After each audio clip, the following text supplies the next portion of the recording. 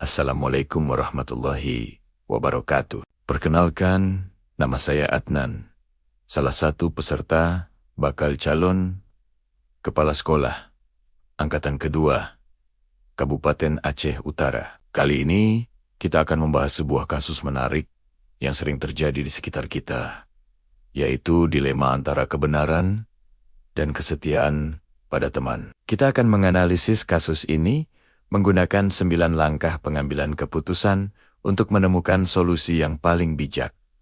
Mari kita mulai. Ceritanya begini.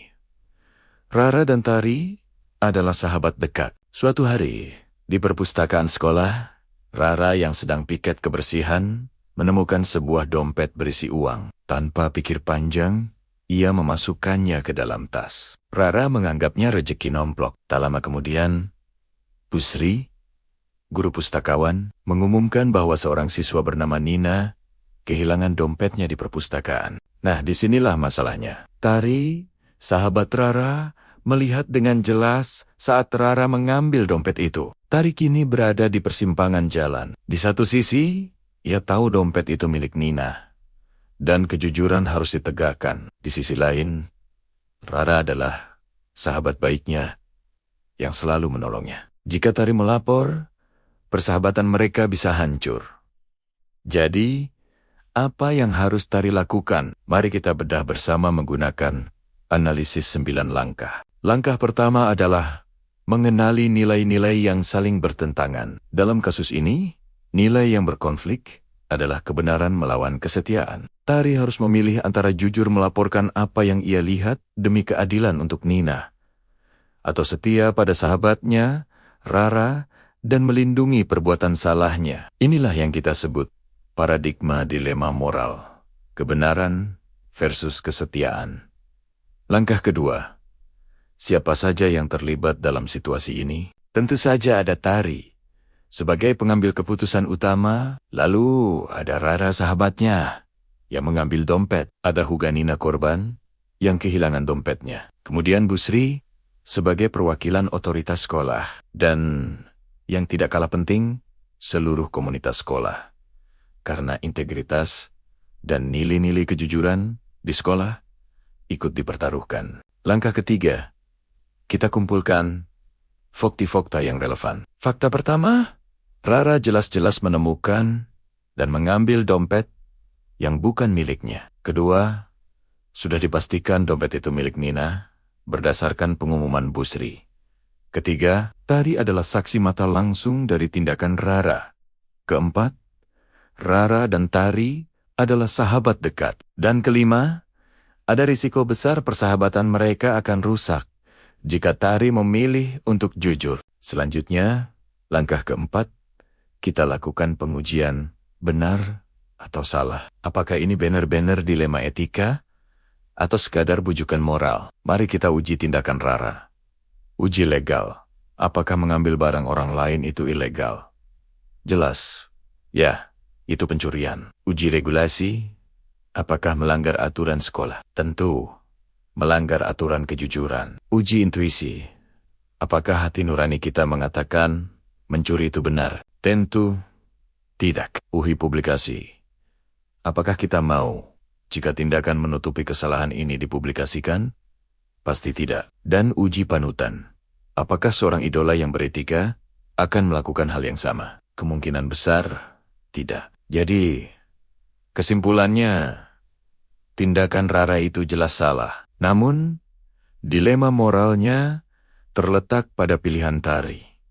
Melaporkan yang salah atau melindungi yang salah demi kesetiaan. Langkah kelima, kita uji paradigmanya. Seperti yang sudah kita bahas, paradigma utamanya adalah kebenaran melawan kesetiaan. Tapi ada juga paradigma lain yang mendukung, yaitu jangka pendek melawan jangka panjang. Dalam jangka pendek, Tari bisa saja melindungi Rara untuk menjaga persahabatan mereka. Namun, dalam jangka panjang, melaporkan Rara akan membangun karakter yang jujur, menjaga integritas moral, dan memberikan pelajaran berharga, meskipun persahabatan mereka berisiko. Sekarang kita masuk ke langkah ke-6, memilih prinsip resolusi. Prinsip mana yang paling tepat? Menurut saya, ada dua prinsip yang bisa digunakan. Pertama, berpikir berbasis peraturan. Aturan dasar seperti kejujuran dan integritas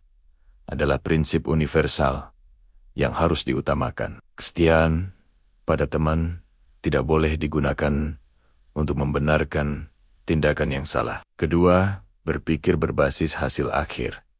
Hasil akhir terbaik untuk semua pihak adalah dompet Nina kembali. Keadilan ditegakkan, dan Rara belajar dari kesalahannya. Ini akan memberikan dampak positif terbesar bagi seluruh komunitas sekolah. Langkah ketujuh, adakah pilihan lain yang lebih kreatif dan bijak?